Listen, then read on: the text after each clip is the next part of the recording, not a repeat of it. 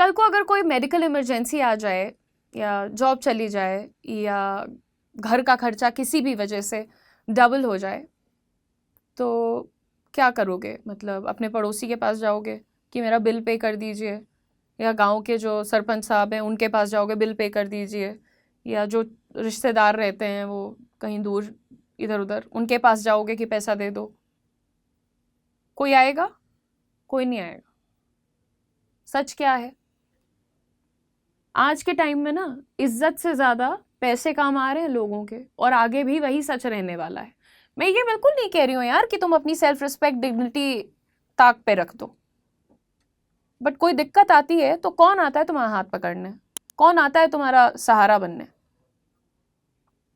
India के जितने भी अभी भी मैं टियर 2 टियर 3 घरों की बात कर रही हूँ, शहरों में घरों की बात कर रही हूँ, एक ही लाइन चलती है, अरे यार 4 लोग क्या कहेंगे, 4 लोग क्या कहेंगे। अम्मा यार इस लाइन की वजह से लड़की जो है पढ़ाई नहीं कर सकती, शहर के बाहर नौकरी के लिए नहीं जा सकती, एक उम्र में शादी करवा ही दो, नहीं तो बेचारी तो मर ना जाए, और कई बार काम शुरू ही नहीं कर सकती। किसके लिए हो रहा है ये सब कुछ?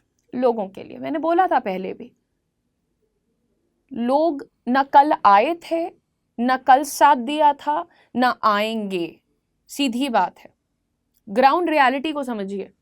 ये जो आपका आज का देश है और आज की दुनिया है, जॉब्स किसी की परमानेंट नहीं है, इन्फ्लेशन बिल्कुल नहीं रुक रही है, मेडिकल खर्चे हर साल बढ़ रहे हैं, बच्चों की एजुकेशन जो है महंगी हो रही है, और सबसे important single income house hold जिसको हम कहते हैं वो सबसे ज्यादा वल्नरेबल है। यहां कोई फेमिनिज्म का झंडा नहीं लहराया जा रहा है, ये फाइनेंशियल प्लानिंग की बात हो रही है। 2030 तक की अगर हम बात करें, एक इनकम मतलब एक ही जना कोई घर का कमा रहा है, उसके ऊपर सब लोग डिपेंडेंट है। क्या मतलब है इसका? Very high risk. Double income अगर वो हो जाए, इसका मतलब सर्वाइवल के साथ साथ सेफ्टी। और फिर भी हम लड़कियों से कहते हैं रहने दो, क्या जवाब देंगे, हमारे घर की कोई बहू काम नहीं करती। लोग क्या कहते हैं ना, लड़की ज्यादा आगे निकल गई, यही सब तो बातें कहते हैं। अगर कोई किसी की बहू ज्यादा कमाने लग जाए, घर पे ध्यान नहीं देती है, हस्बैंड से ज्यादा कमाती है इसलिए घमंड में रहती है। जब घर का खर्चा बढ़ता है लोग मदद क्यों नहीं करते भाई? फिर हॉस्पिटल बिल हो जाए क्यों नहीं आके भर देता कोई? स्कूल की फीस देनी है कोई भर के चला जाए, रेंट दे दे यार 4-5 महीने 6 महीने का। तो जब कोई ऐसा कुछ नहीं कर रहा तो डिसीजन हम क्यों उनके हवाले से ले रहे हैं? इंडियन सोसाइटी ने विमेन को एक बहुत ही गंदी खतरनाक डील दी हुई है। इज्जत चाहिए ना तुम्हें, इज्जतदार महिला लड़की बननी है ना, इंडिपेंडेंस नहीं मिलेगा फिर तुम्हें।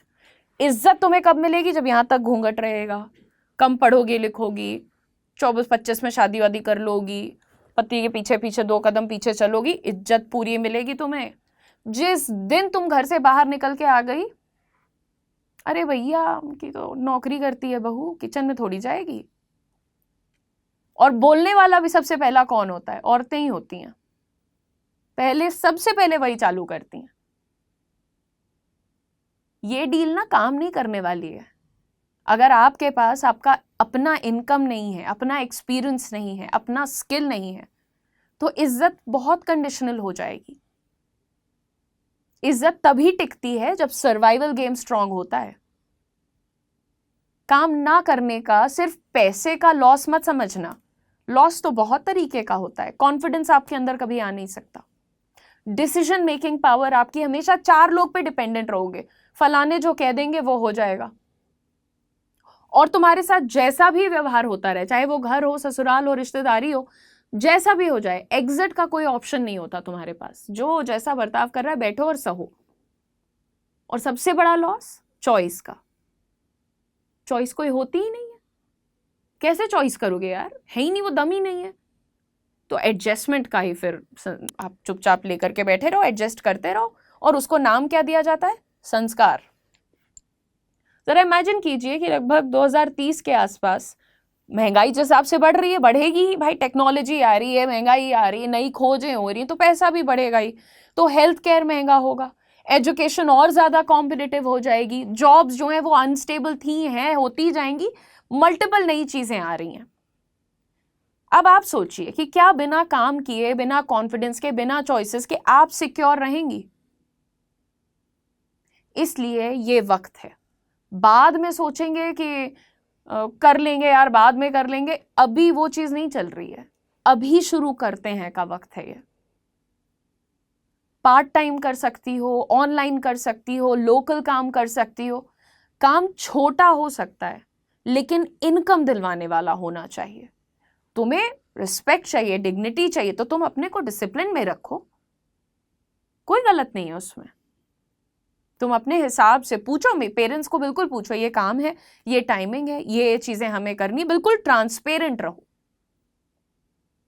लेकिन डर गए, दब गए, रोक दिया, मना कर दिया, संस्कार बता दिए, हम तो कुछ नहीं करेंगे, लोग क्या कहेंगे, लोग क्या कहेंगे। अरे ये ठीक है, पहले के जमाने में कुछ फर्क पड़ता रहा होगा, कम्युनिटी सिस्टम बहुत स्ट्रांग होता था उस टाइम पे, खर्चे कम थे, लाइफ बहुत ही प्रेडिक्टेबल थी। पर अब क्या हो गया यार, पूरा सिस्टम बदल चुका है। पुराने नियम और उसको तुम नए प्रॉब्लम्स में लगा करके सॉल्व करने की कोशिश कर रही हो, ये अब नहीं हो सकती, अब नहीं हो सकता ना। ये बात मैं कहती हूँ उतना गलत नहीं कि लोग क्या कहेंगे, थोड़ा हाँ कम्युनिटी वगैरह का सोचना चाहिए कुछ चीज़ों में, लेकिन हर चीज़ में भाई पढ़ाई के विरुद्ध अगर कोई समाज बोल रहा है तो वो कैसा समाज हुआ? पुरानी बातें हैं ये।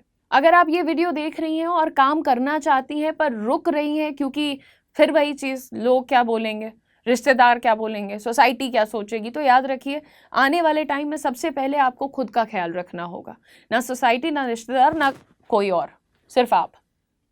अगर आप महिला हैं तो आपको आज ही ये निर्धारित कर लेना है कि भाई अगले 2 महीने में, अगले 1 महीने में मुझे कुछ तो बनना है। मैं 5,000 कमाऊं, 10,000 कमाऊं, मैं 2,000 कमाऊं, पर मैं कमाऊंगी। ये जो एक माया जाल में बैठे हुए हैं ना सब लोग, हाँ एक दिन हमको कुछ मिल जाएगा, हम कर लेंगे, नहीं चलती जिंदगी ऐसे। और हमेशा मैं कहती हूं कि सबसे पहली चीज अपने आप से काम शुरू करो, बहाने मत ढूंढो, ये रोक देते हैं, वो रोक देते हैं, ऐसा कर देते हैं, वैसा कर देते हैं। मैंने आपको एक प्रॉपर वीडियो में ये बताया था कि भाई देखो, साइलेंटली प्रिपेयर करो, हल्ला मत मचाओ, अनाउंसमेंट मत करो, हम तो नौकरी करेंगे, हम तो, अरे तुम वो लेके मत निकलो बैनर प्रोटेस्ट करने के लिए, पहले तैयारी करो। और इस चैनल पर मैं सारी चीजें सिखाती हूँ, इंटरव्यू से लेकर के कौन सी नौकरी वर्क फ्रॉम होम है, कौन सी तुमको वर्क फ्रॉम ऑफिस करनी होगी, रेज्यूमे कैसे बनाना, कवर लेटर, लिंक्डइन, हर चीज पढ़ा रही हूँ, बता रही हूँ। पर फिर भी आप लोग, और सिर्फ मैं नहीं, ऐसे बहुत सारे क्रिएटर्स हैं जो यूट्यूब पर आपको आज के टाइम में समझा रहे हैं, पढ़ा रहे हैं, बट आप सही काम करना नहीं चाह रही हैं। और मैंने जब यही बात खुल के कह दी थी कि भाई आप एवरेज हैं, आप एवरेज रहना चाहती हैं और इसका जो है बिल किसी और के नाम पे फाड़ रही हैं, तो लोगों को बुरा लग गया था।